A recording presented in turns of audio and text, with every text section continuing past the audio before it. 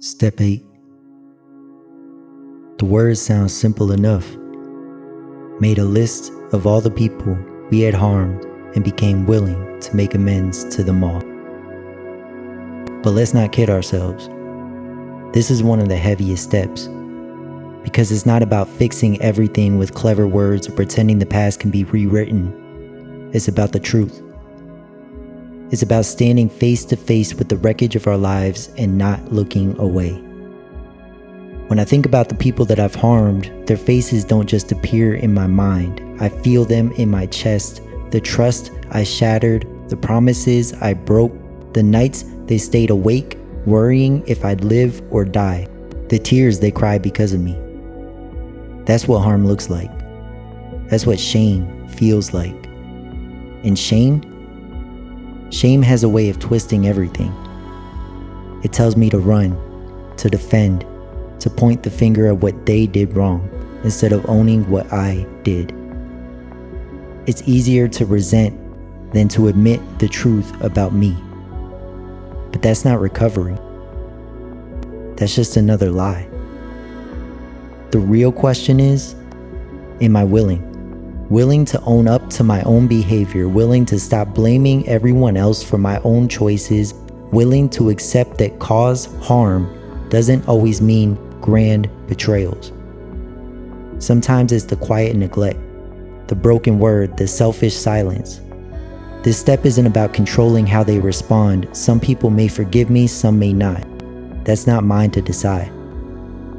My part is honesty, humility, taking responsibility without conditions, because the truth is, the damage I caused isn't just out there in the world. It lives in me too. Every lie I told, every promise I broke, every wound I left behind, they've been carving me hollow. Step 8 is the beginning of filling that hollow space with something real. It's the start of repairing, not just relationships, but my own soul.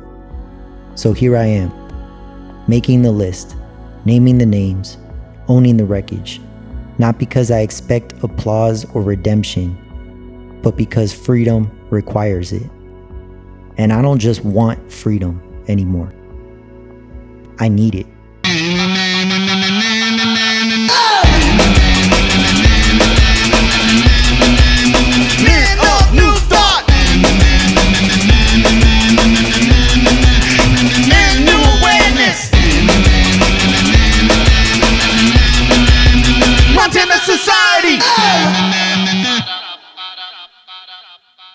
You know, it's like you gotta be in the environment that really resonates with you.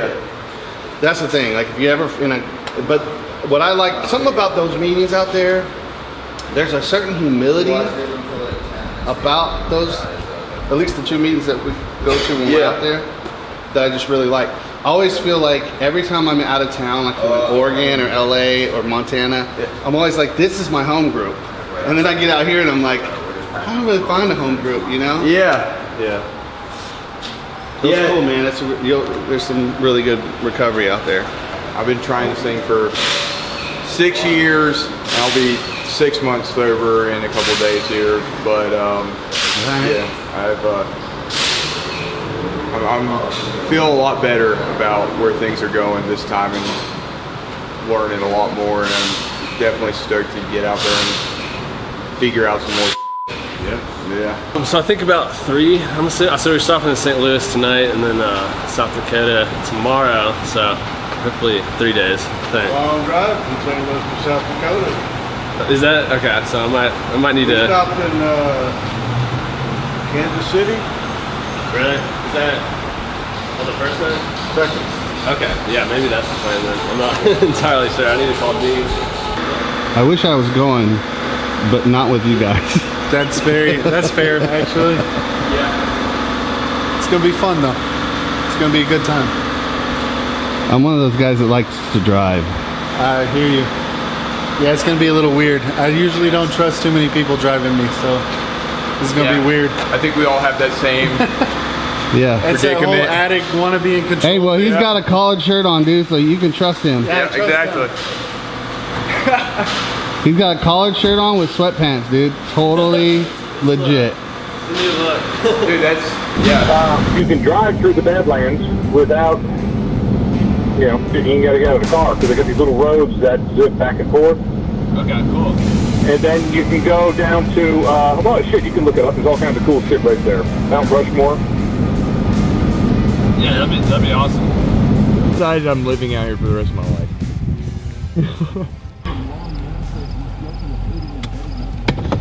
It is a very peaceful. Hey guys. Oh, What's up? hey. Inception. Yeah, it's a great movie.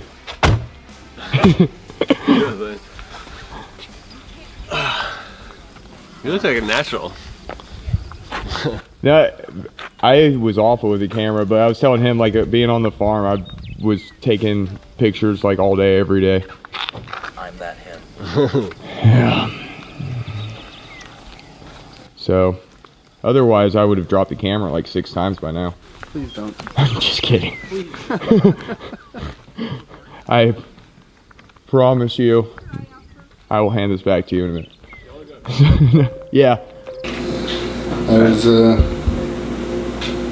really sad for a long time, depressed. Most of my life was just spent drinking, doing as many drugs as I could. Never really got into hard stuff, but I was into anything that would make me feel less myself, get me out of my own head. Then about a year and a half before I got this opportunity, I went to rehab, which really changed everything. Changed my outlook on life, changed my outlook on myself. I went from somebody that was really, really sad, really ready to be done with living, to somebody that had something to look forward to, something happy. But before this, I mean, it was no good. It was no fun. Doing a lot of stuff wrong. I was hurting a lot of people. I was hurting myself. I was cutting, burning, doing whatever I needed to do to try and deal with feelings and pain.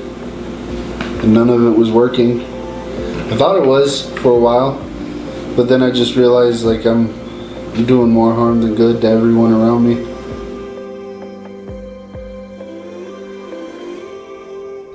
I've been holding weight in these walls for years. Echoes of voices I ignored, damage I let happen. Step 8 feels like walking through rubble with a flashlight, finally seeing who I crushed under my collapse.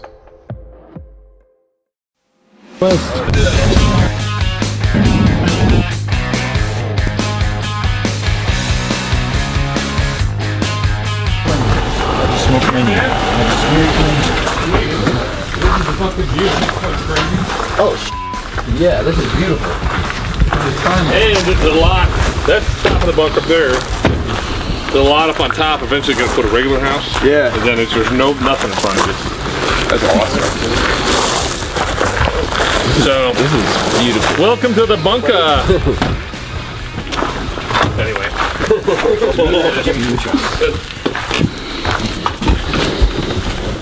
Oh, wow. Wow. Alright, so this is the main kitchen, eating area, TV, entertainment. Nobody goes by, that's all my office, that's where my is over there, so you stay out of that. That's my bedroom in the back corner, you stay out of that. That's storage, you stay out of that. This is common area, chill out, TV, movies. Schedule up on the wall, as you can see.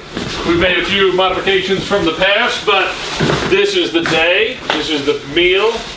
Breakfast, lunch, and dinner. We have found that having a very structured set schedule and then a meeting schedule, we've made some changes here, and just makes life easy. Then you know when you work, when you don't, when you can hike, when you can fish, all that kind of stuff. This is awesome. So this is all old beater furniture, so it's basically here. So the church had everything that was mauve or purple. Okay. This old plug, all the chairs, everything's this color. Alright. So you'll get into all that. This is all church stuff here, so I saved it for historical significance. Crazy. I mean, it'll blow you away how smart these guys were, what they were doing, what they were thinking, like cosmic travel. Yeah. And who knows? Maybe they were right. Anyway, this is all a history book on we this got. place. We've got bags and bag of clothes and shoes and hiking stuff and all that for extras that we'll go through once we. Oh, really? Yeah. And this is so technically, this was a big metal door right here that we changed, and then this is under dirt, and then right here the thick metal cement dome starts. Okay. This is Warren's room here, and you can see the bathroom here. So this is behind this is a 10-inch wall. We're underground. Yeah. Okay. So, and this is one of the bathrooms with the and somebody's responsibility will be to take care of all that. This is the same way as that. This right there is the hole. So this is one of the posters that was here, just an eye, because they believe in reading eyes. Cool. So, oh, hell yeah. Anyway, this was, we don't need to go down there now, but that was the bunker. There's 45,000 pounds of food was packed in there. Oh, that's all. Crazy. Wow. Tractor trailer loads. That is the hole. That's yours, dude. Yes. Jesus Christ.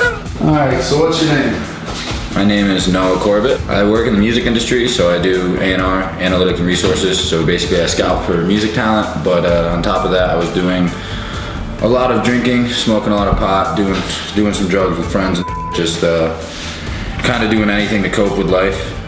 Realized that it became a everyday thing for me, just in the industry I work in, and then just with the people I surrounded myself with. I kind of fell off and lost who I was and kind of got lost in the bottle more than anything. I was drinking at least a bottle a day, if not more than that, and you know, I wasn't happy with it. So I was very extrovert, I would say. I was always going out and stuff, so that took a place. But when I'd go out, it was always to a scene that would involve alcohol or weed, and if it wasn't there, I typically wouldn't show up, just because that was what I wanted to do. So right over there is Sage Rod's cool $700 a night in. $700 a night. $700 or $800 a night. It's crazy, but and they're busy all the time. And it's yeah, I guess that's it back there. And then they're way over. You can't see from here. And then there's Chico Hot Springs. So we'll go over there from time to time and Ooh. hang out at the hot springs and hike and get a meal there. Nice. And never then been you to that. saw live music going on the way down here with the cop. I was gonna pass the truck Oh, in with front of me. It turns out he was a cop. Yeah, I thought- And I was okay, like, so he turned on his lights and took off. But then we got up to that little town. Yeah. That's the local store. We get ice cream and other stuff. And then across the street is the restaurant and this post office for here. And did you see the old country western bar in there? Yeah. Had live music. Awesome. And I'm glad you guys could come and are going to spend the summer here. Yeah. Thank you for having us. So Super glad I said you'll be yes. different when you leave. Good. I change a little every time I come. I'm a little bit freer from my old, Good. So What we all need. 100%. What's in the society?